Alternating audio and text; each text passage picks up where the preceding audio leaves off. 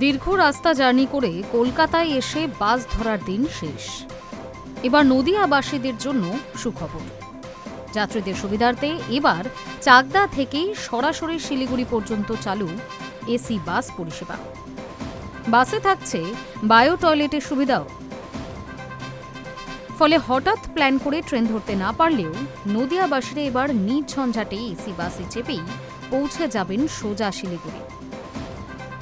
একদিকে কলকাতায় এসে বাস ধরার ঝামেলা যেমন থাকলো না, তেমনি বায়ো টয়লেটের সুবিধা থাকায় স্বাচ্ছন্দ্যেই শিলিগুড়ি যেতে পারবেন যাত্রীরা।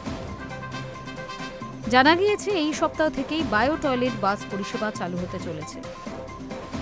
চাকদা চৌমাথা বাসস্ট্যান্ড থেকে সন্ধে 7:30টায় এই বাস রওনা দেবে। রানাঘাট, শান্তিপুর, কৃষ্ণনগর, বেথুয়াডাওরি, বহরমপুর, ফারাক্কা, বাগডোগরা হয়ে শিলিগুড়ি জংশন পর্যন্ত যাবে এই বাস। ইতিমধ্যে ওয়েবসাইটে অগ্রিম টিকিট বুকিং করার ব্যবস্থা তৈরি হয়েছে। অ্যাপের মাধ্যমে সিট বুকিংয়ের সুযোগ পাওয়া যাবে। কলকাতা এবং কৃষ্ণনগর থেকে উত্তরবঙ্গের বাস ছিল, কিন্তু চাকদা থেকে উত্তরবঙ্গগামী আধুনিক বাস এই প্রথম। তাই রানাঘাট, চাকদা, কল্যাণের যাত্রীদের কথা মাথায় রেখে এবার চালু করা হলো চাকদা থেকে শিলিগুড়িগামী বাস পরিষেবা। চাকদা চৌমাথা বাসস্ট্যান্ড থেকে সন্ধে 7:30টায় এই বাস রওনা দেবে।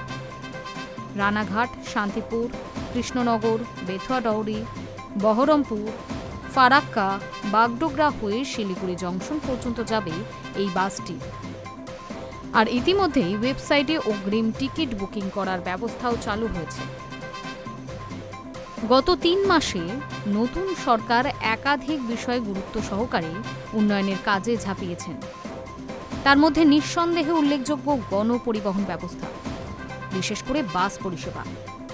কলকাতার পাশাপাশি বিভিন্ন জেলায় সরকারি বেসরকারি বাসের সংখ্যাও অনেকাংশে বৃদ্ধি পেয়েছে এই 3 মাসে।